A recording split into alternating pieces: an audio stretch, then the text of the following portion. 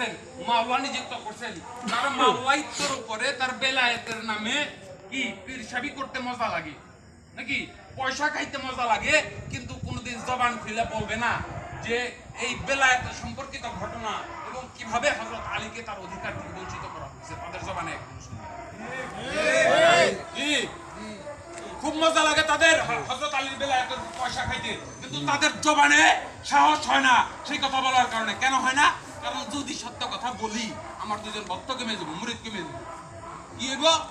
মুরিদ কমে যাব, আমার জানের উপরে কি চলে আসবো? শঙ্কা চলে আসবে, আমার পিছনে শত্রু দাঁড়ায় যাবে, তার জন্য তারা সত্যকে কি করে? গোপন করে নাকি?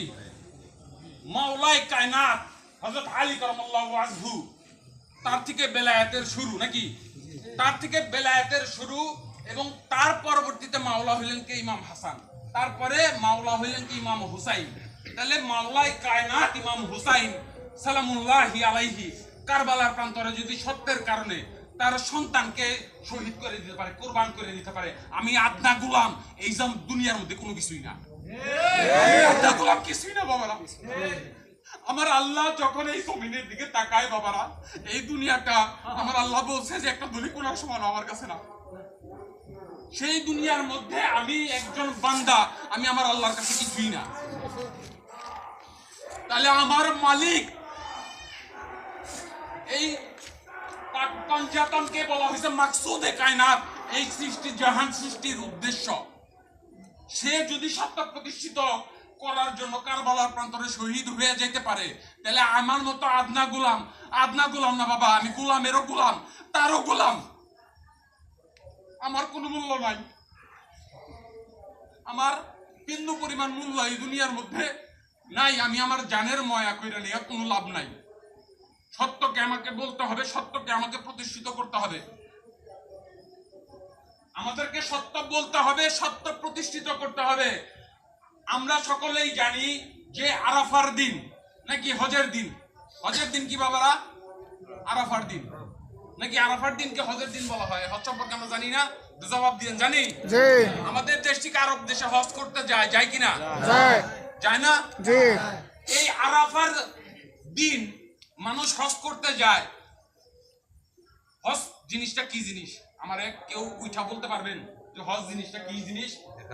হ্যাঁ, এখানে আছেন কেউ বলতে পারবেন? পারবেন না, না?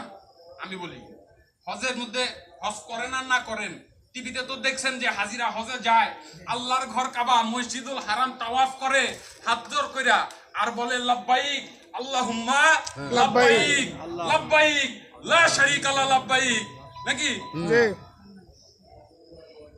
তারা কি করে? সাক্ষ্য দান করে যে হাজির, লাব্বাইক আল্লাহুম্মা লাব্বাইক, মালিক আমি হাজির।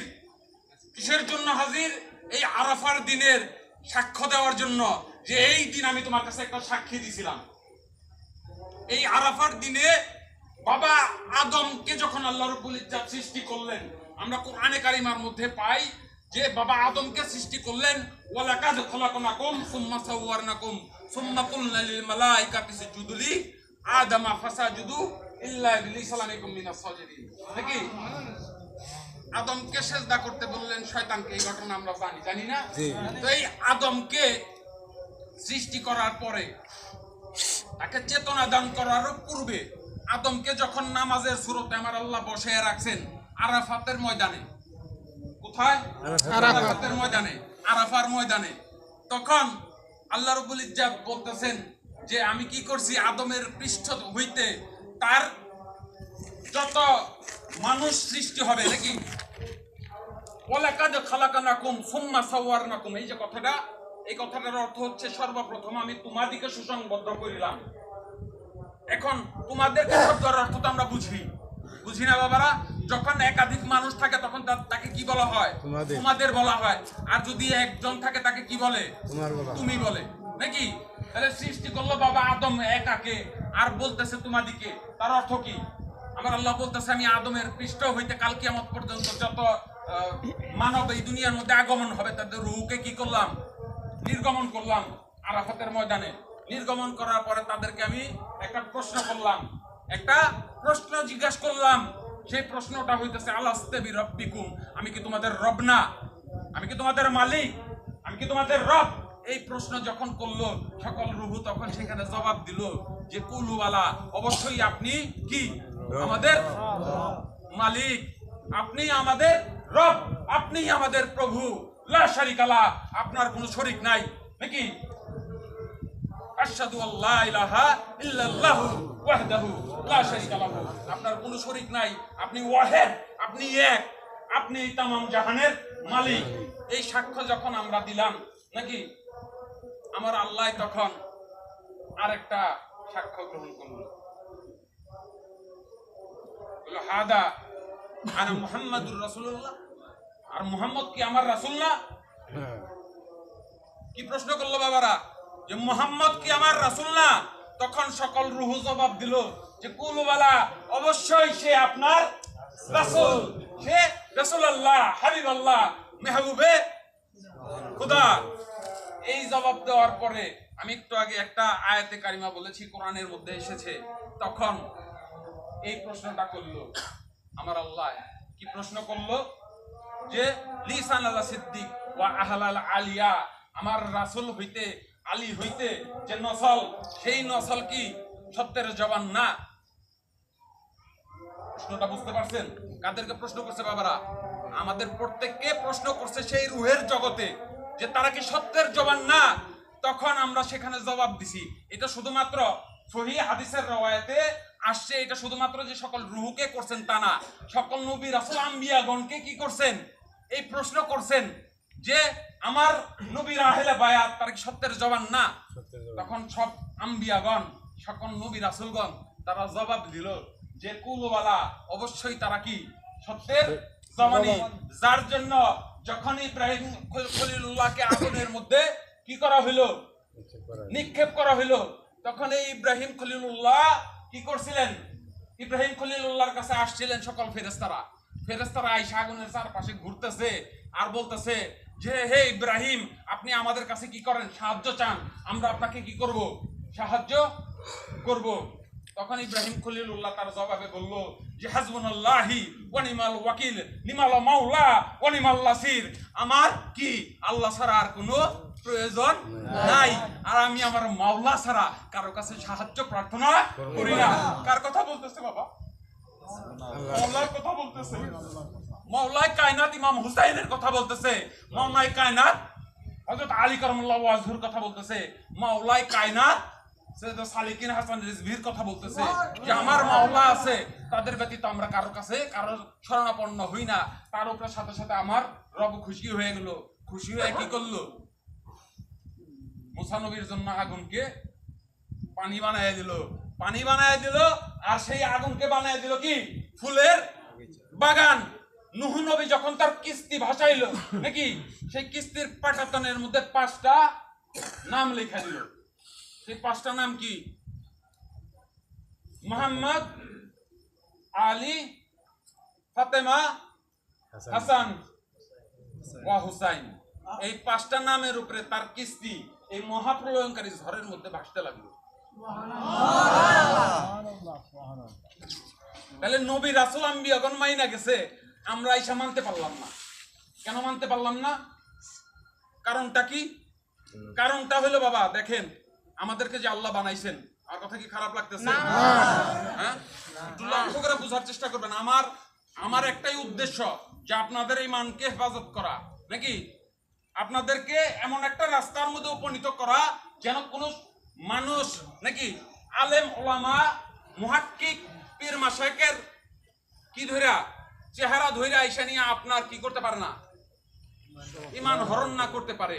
তার জন্য আপনাদেরকে একটা বেসিক আমি ধারণা দেওয়ার চেষ্টা করতেছি, নাকি যদি সেটা না দেই তাহলে সোহাদায়ে কারবালা আপনারা বুঝতে পারবেন না।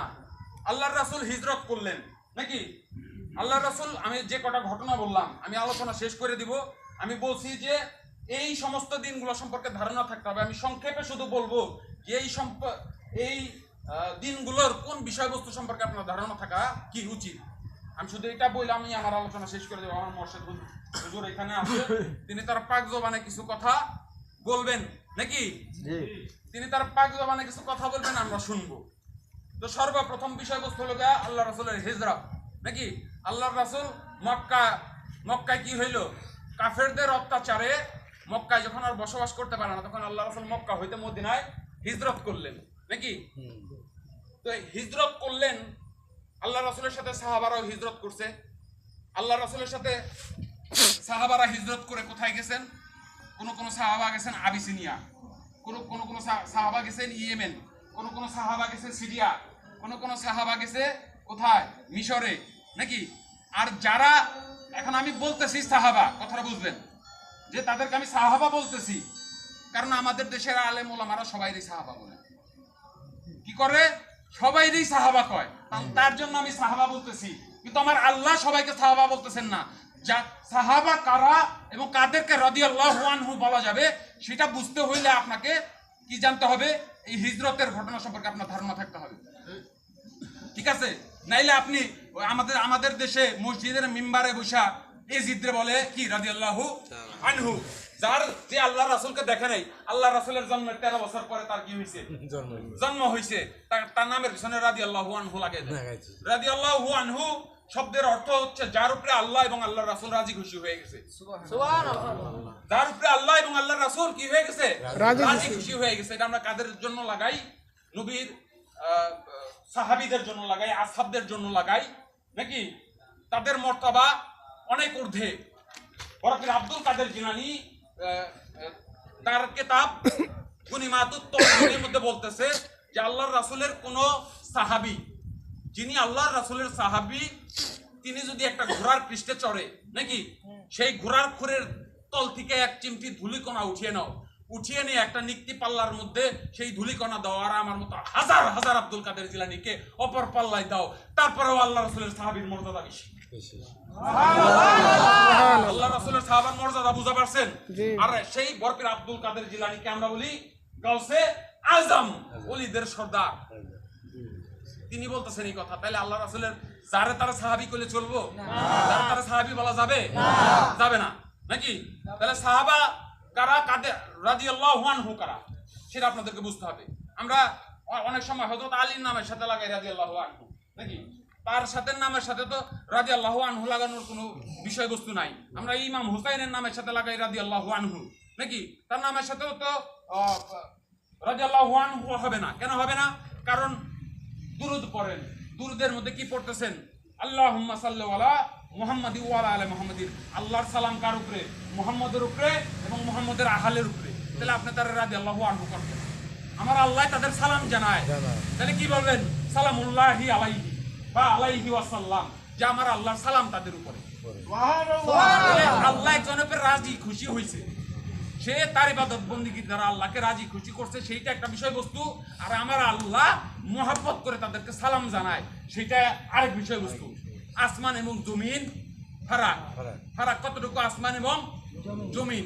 তাহলে যারা এই আহলে বাইতের নামের পিছনে রাদিয়াল্লাহু আনহু লাগায়, কেন লাগায়? তাদের মর্যাদাকে ছোট করে আমার। তাহলে রাদিয়াল্লাহু আনহু বিষয়বস্তুটা আমরা বুঝি, নাকি? কাদেরকে রাদিয়াল্লাহু আনহু বলছে? যার তার নামের পিছনে রাদিয়াল্লাহু আনহু লাগানো যাবে না, নাকি? সাহাবাদেরকে 3টা ক্যাটাগরিতে ভাগ করা হয়েছে। সর্বপ্রথম ক্যাটাগরি মুহাজ্জির। মুহাজ্জির শব্দের অর্থ হিজরতকারী, যারা হিজরত করছেন। অর্থাৎ আল্লাহর রাসূল যখন কি করলেন? মক্কা হইতে মদিনায় হিজরত করলেন, নাকি?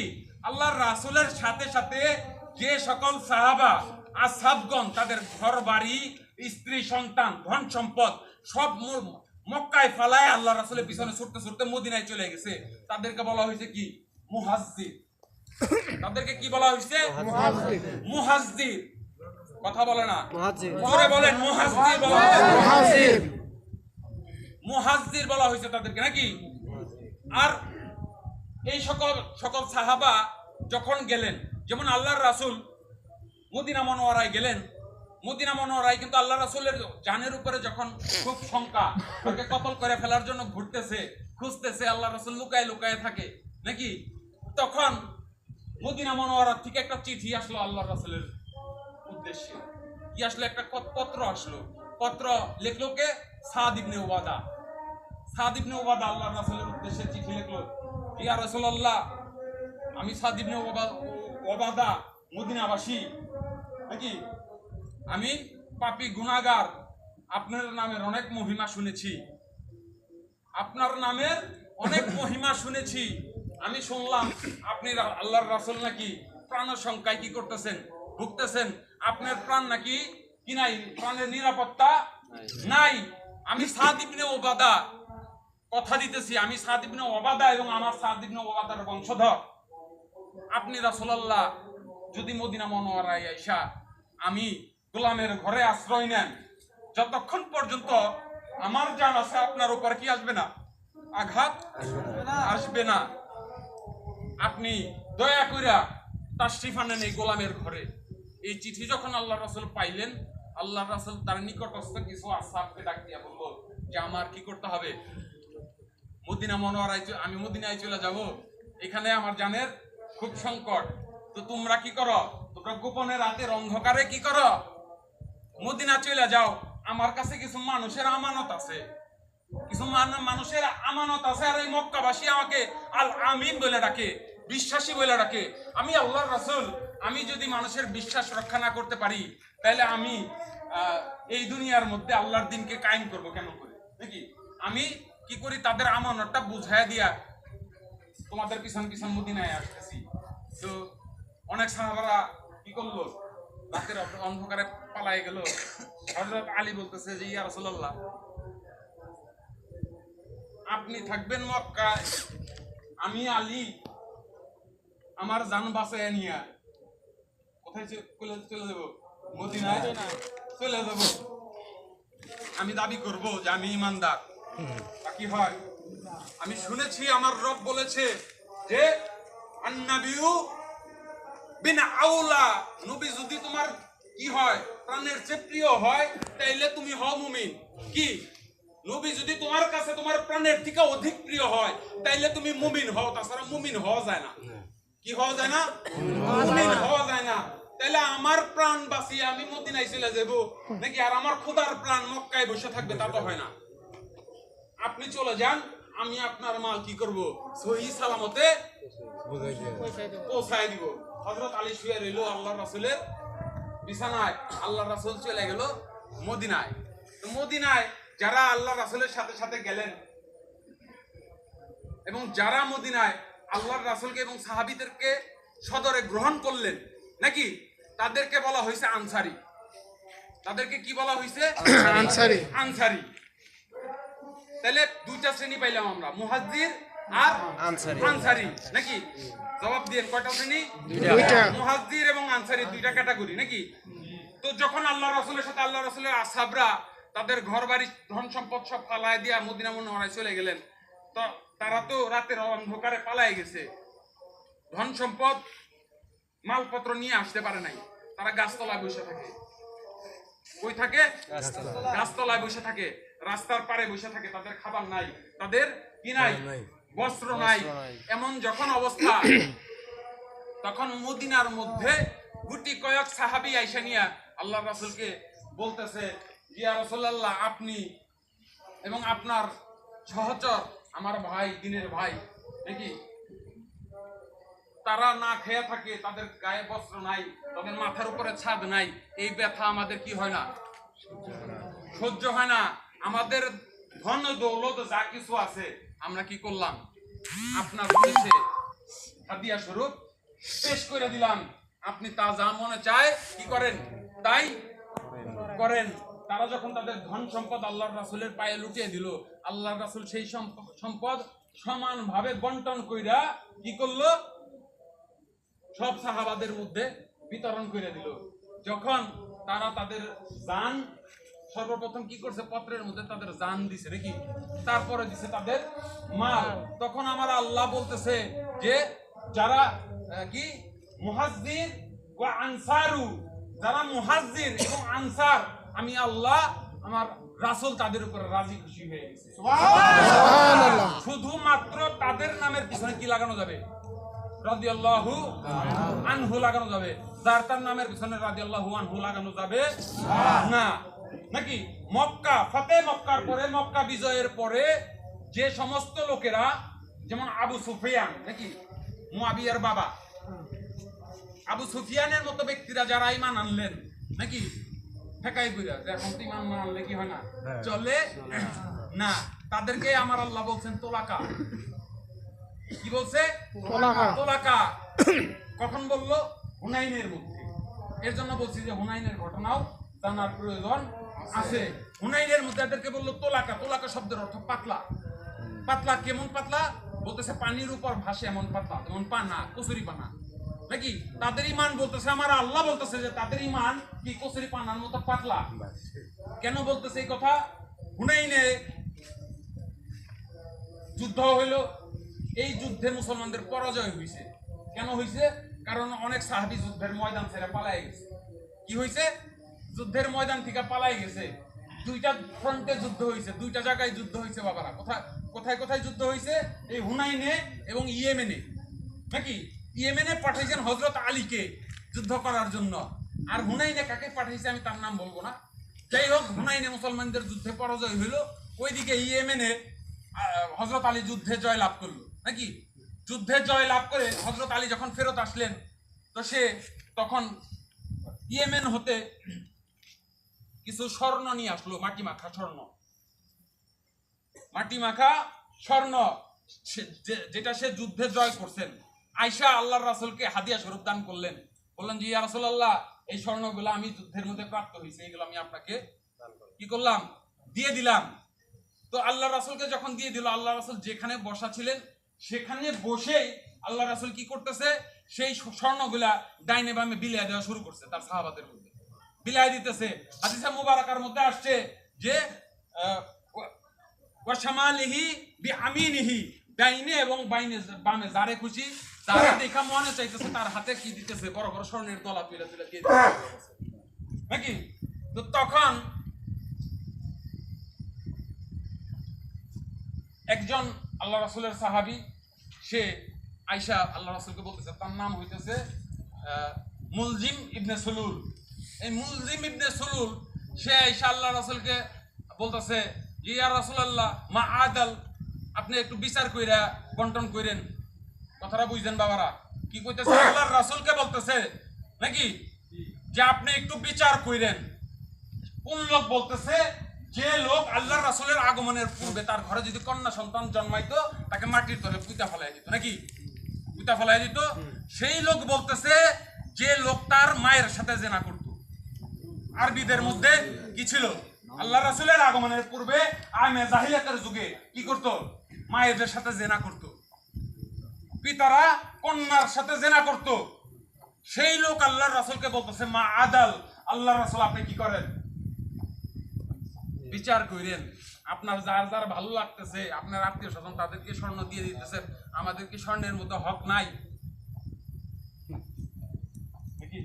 আল্লাহর রাসূল কইল, ওয়াই হাকা, ধ্বংস হয়ে গেলি। কি হয়ে গেলি? ধ্বংস হয়ে গেলি।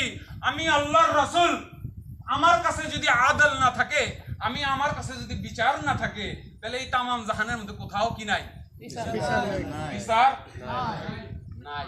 তাহলে যে ব্যক্তি এই কথা বলতে পারে, তার নামের পিছনে কি রাদিয়াল্লাহু আনহু লাগানো যায় বাবারা? লাগানো যায়। তার বংশধরদের নামের মধ্যে আপনি কি লাগাইতেছেন? রাদিয়াল্লাহু আনহু লাগাইতেছেন নাকি। কারণ কি? কারণ একটাই, যে মক্কা বিজয়ের পরে যারা ঈমান আনলেন নাকি, তারা কিন্তু কি করেন নাই? আল্লাহর রাসূলকে মহব্বত কইরা খোদার রাজি খুশির জন্য ঈমান আনেন নাই, তারা ঠেকাই করে ঈমান আনছে। তারা কারা? তারা সেই বদরের যুদ্ধে আল্লাহ রাসূলের বিপক্ষ দল, উহুদের যুদ্ধে আল্লাহ রাসূলের বিপক্ষ দল। আমি বলছি উহুদের ঘটনা আপনাদের জানা দরকার নাকি। এই উহুদের যুদ্ধে দুইটা উল্লেখযোগ্য ঘটনা, তিনটা ঘটনা ঘটছে। একটা ঘটনা, অনেক সাহাবী যারা আল্লাহ রাসূলকে পাহারা দেওয়ার কথা ছিল, উহুদের যে পাহাড় নাকি, এই পাহাড়ের উপরে আল্লাহ রাসূলকে তাদের হেফাজত করার কথা ছিল, তারা সেই পাহাড় হইতে আল্লাহ রাসূলকে পালায়া কি করছে? পালায়া গেছে। 3 দিন পর্যন্ত মরুভূমির ভিতরে পাথরের আড়ালে লুকাইছিল।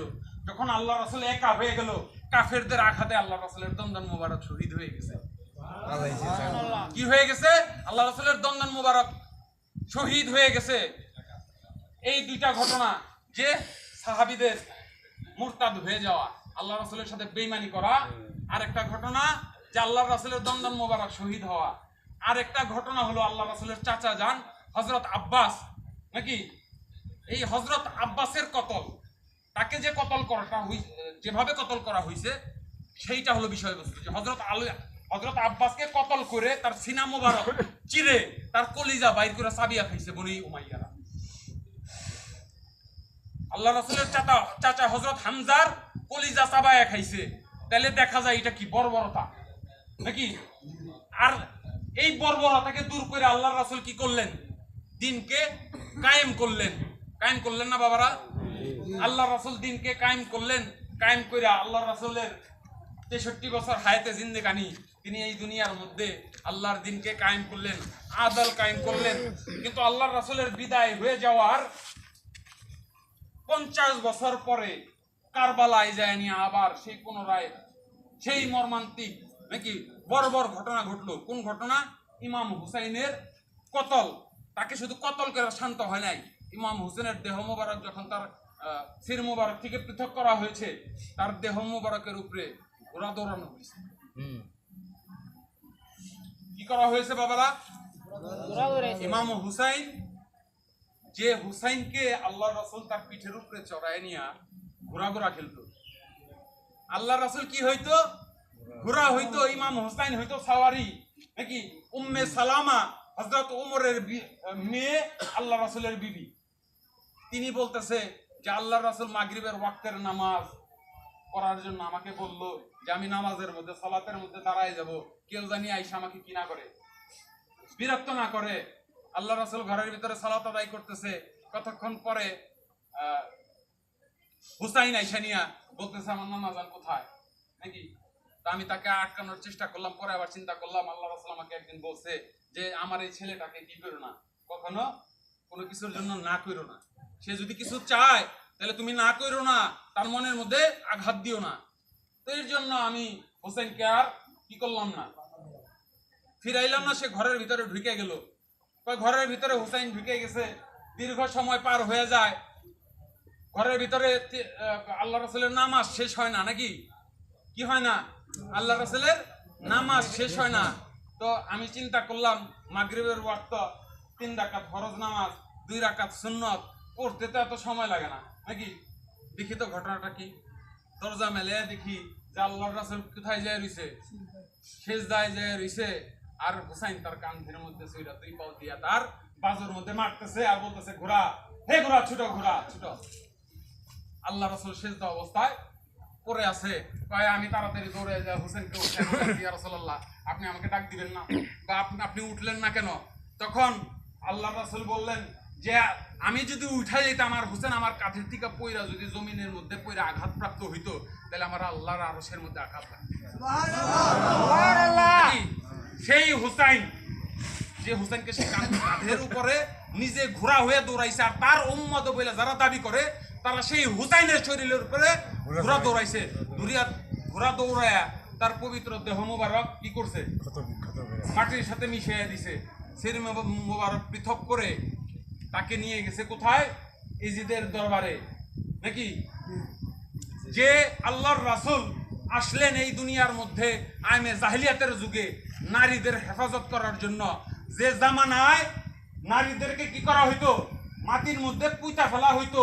আল্লাহর রাসূল আইসা তার সাহাবাদেরকে এই শিক্ষা দিলেন যে তোমার ঘরে যদি সর্বপ্রথম কন্যা সন্তান জন্মগ্রহণ করলো, তোমার জন্য কি হইল? জান্নাতের রাস্তা প্রশস্ত হয়ে গেল।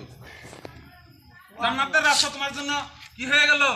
প্রশস্ত হয়ে গেল। কোন রাস্তার কথা বলতেছে? পুলসিরাত বলতেছে যে আল্লাহর বান্দা তার কন্যা সন্তানকে নাকি আদব, তেহজিব এবং পর্দার মধ্যে, সুশিক্ষার মধ্যে প্রতিপালন করতে পারবে, তার জন্য জান্নাতের রাস্তা প্রশস্ত। তার জন্য পুলসিরাত চুলের মতো চিকন হবে না। দেখার কথা আল্লাহর রাসূলের কথা নাকি? তাহলে নারীদেরকে সম্মানিত করলেন না আল্লাহর রাসূল? নারীদের হেফাজত করলেন নাকি?